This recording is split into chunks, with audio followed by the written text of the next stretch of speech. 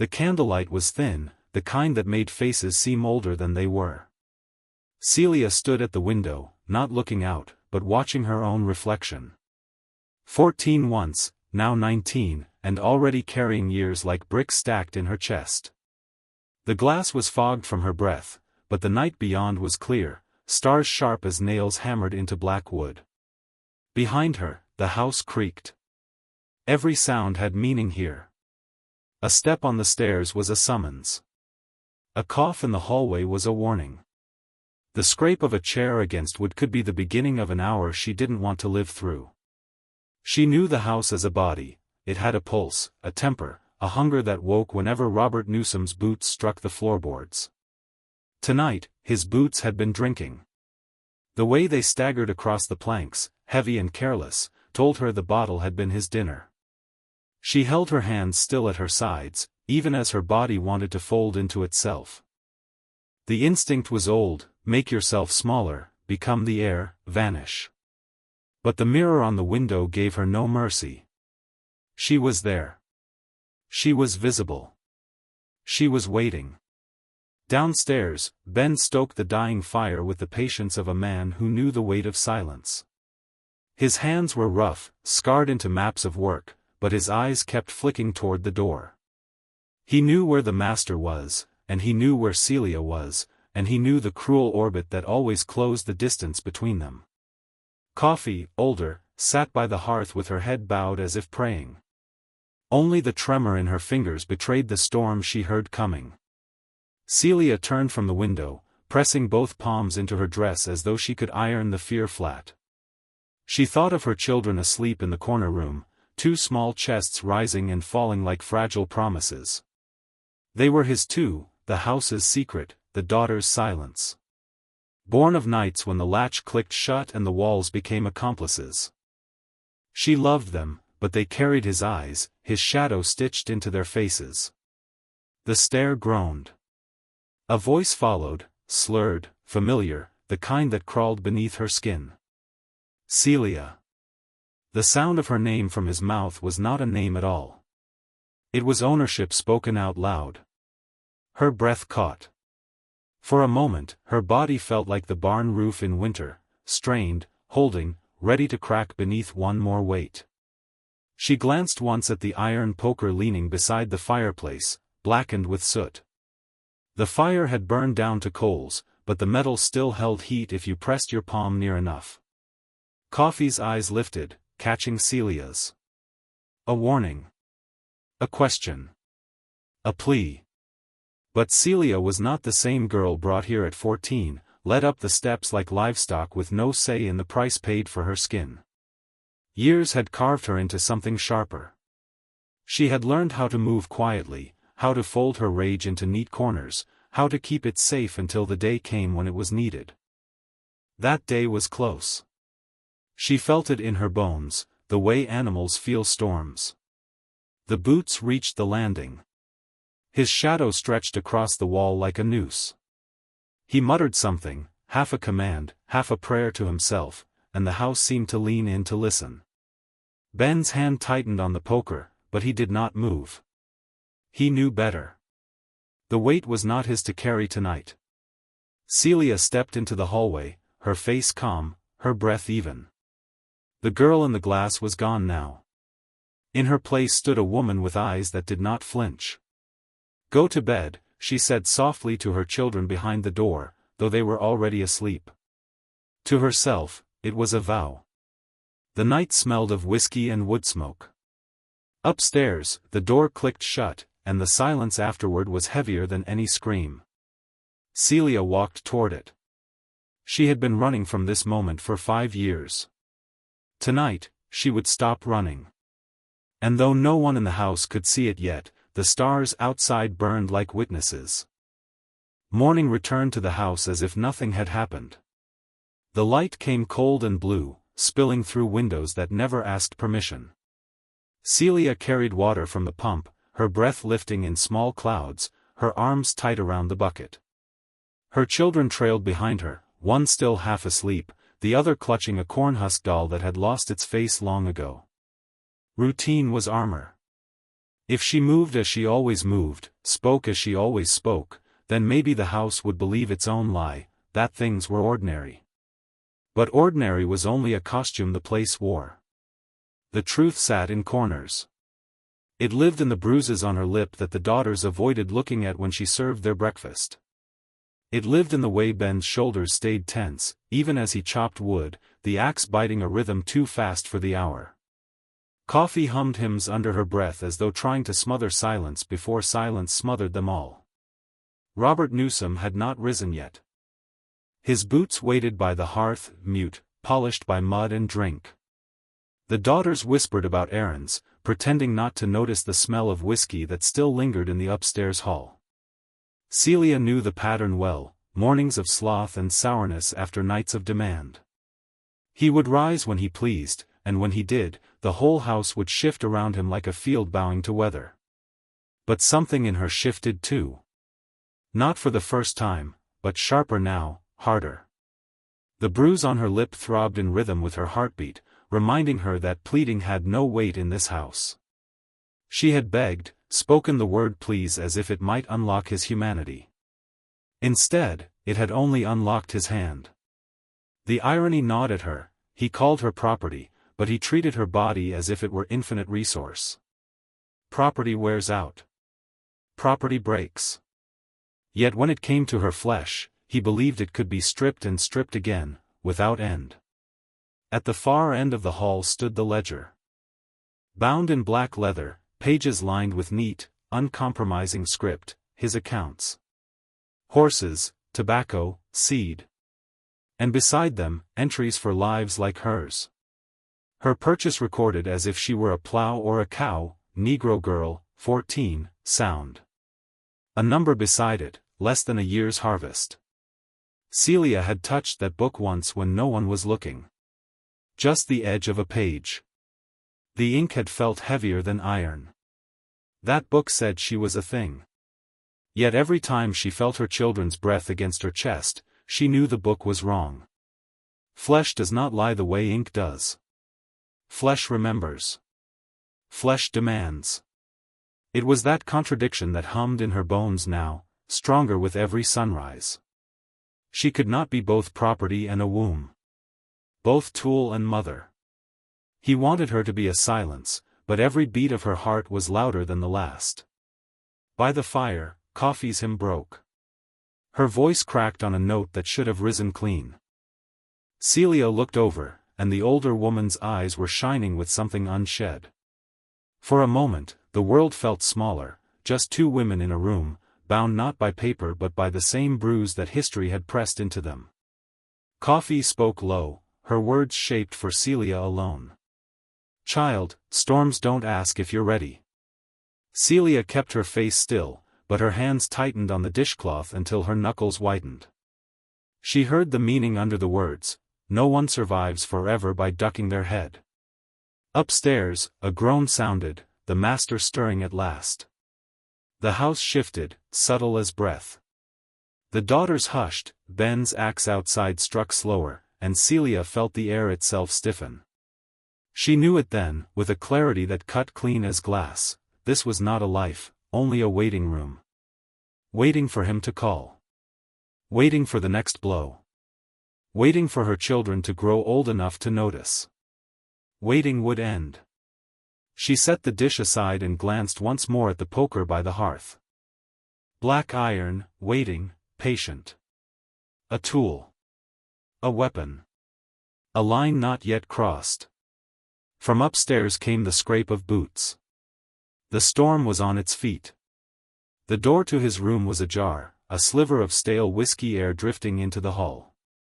Celia stood at the threshold with the breakfast tray balanced in her hands, cornbread, bacon, a small tin of coffee that steamed faintly against the morning chill. She had carried trays like this 100 times before, her hands steady by habit. But today her fingers trembled, not enough to spill, just enough to betray her heart's pace. He was still in bed, boots on the floor, shirt half unbuttoned, the great man undone by the night's bottle. His face was slack with sleep, yet even in rest his hand twitched, a master's hand, one that expected the world to yield. She set the tray on the table. The clink of the tin against wood stirred him. He opened one eye and squinted at her. "You're late," he muttered, voice rough as gravel. "I brought it hot," she said, keeping her voice level. He swung his legs to the floor, reaching for the cup. The first sip drew a grunt of approval. Then his gaze lifted and fixed on her in the way she feared most, the slow assessment that was never about food. Celia's throat tightened, but she had carried her words all morning like stones. If she did not speak them now, they would crush her from inside. "Master Robert," she began, eyes fixed on the tray. "I ask you, please, leave me be. I am carrying again. I cannot bear it." The silence that followed was thick, stretching across the room like a rope pulled taut. Then he laughed. Low, amused, as though she had just recited a joke. "What you bear ain't yours to decide." Her eyes flicked up, just a second, just enough to meet the cold certainty in his. That was all. She tried again, voice firmer this time. "I will break if you keep on." "My body," the slap came before the sentence ended. The sound cracked through the room, sharp as a split log. The force rocked her back against the wall, her lip reopening, salt on her tongue. "You don't tell me what I do with what's mine," he snarled. He stood now, full height, the shadow of him swallowing her smaller frame. "You were bought for my use. Don't you forget it." Her breath shuddered. Her children's faces flickered in her mind, one with a doll, one with a thumb tucked against his cheek. They would grow up under this shadow unless she tore it down. Robert reached for her wrist, pulling her toward the bed. The movement was practiced, entitled, his grip iron. But something shifted. She didn't fight, not yet. She let her feet move, let him tug her forward, and in that movement she made a choice. Her eyes landed on the poker by the hearth, its iron head glinting faintly in the light. The plan she had nursed in silence, the thought she had pressed down night after night, rose like breath after drowning. Her wrist burned under his fingers, but her mind was elsewhere, mapping distance, weight, timing. "Please," she whispered once more, not out of fear, but to herself, as if the word could steady her. He shoved her down onto the edge of the bed, his hands greedy, dismissive. The world narrowed to his breath, sour and heavy, his knee pressing against her dress. Then came the moment, the one she had felt in her bones was coming, the one coffee had named without naming. The storm arrived. Celia's free hand closed around the poker. The cold iron hummed against her palm, as if remembering its purpose. Her heartbeat thundered so loud she thought it might shake the rafters. In her chest, terror and clarity coiled into one. Robert leaned closer, his mouth against her cheek. His words were hot and vile. "You're mine. Always." Her arm lifted. "Not yet. Not strike, just raise, just breathe." The room held its breath with her. And in that suspended instant, Celia understood, she was not the girl in the ledger anymore. She was not a page in his book. The next move would decide if she lived as silence or as flame. The poker trembled in her hand, not from weakness but from the weight of choice. Its iron head caught the firelight, a dull red glow breathing through the soot. She could feel its heat in her palm, as if it knew what she was about to ask of it. Robert didn't notice. He never noticed the tools around him, only the people he thought were his. His hand pressed against her shoulder, pushing her back onto the mattress. His words slurred with drink, but the intent was sharp, the same as always. "Girl, don't make me remind you what you are." Her breath came shallow. The world shrank to inches, the poker, his hand, her heartbeat. Every fiber in her body screamed to act, but she froze, caught in the pause between survival and damnation. If she struck, she might live. If she struck, she would also hang. The voices of others whispered in her mind. Coffee's warning, storms don't ask if you're ready. The judge's scripture, remembered from Sundays, servants, obey your masters. Her children's quiet breathing in the next room. A storm pressed inside her chest, building pressure with every heartbeat. Look at me, Robert growled, seizing her chin and forcing her face toward his. His grip was rough, his thumb bruising her jaw. She looked. For the first time in 5 years, she did not look away. Her silence was not fear now, it was decision. He read it wrong, as he always had, taking it for obedience. That mistake would be his undoing. Downstairs, the house held its breath. Coffee sat at the table, her hymn unfinished, her eyes fixed on the ceiling. Ben's axe stilled mid-swing outside, some instinct halting his arm. Even the daughters, in their room with the curtains drawn, seemed to hush their whispers. The house knew. Celia's arm tightened around the poker. The memory of last night's slap burned across her lip. The ledger's ink weighed against her heart, Negro girl, 14, sound. Sound, as if she were livestock, as if she could be measured like seed. Yet here she was, breath shuddering, heart pounding, more alive than he had ever seen her. I said, look at me, he repeated, shaking her chin. This time, her voice answered. Low, steady, cutting through the air like a blade. No, the word startled him. His grip slackened, confusion flashing in his eyes.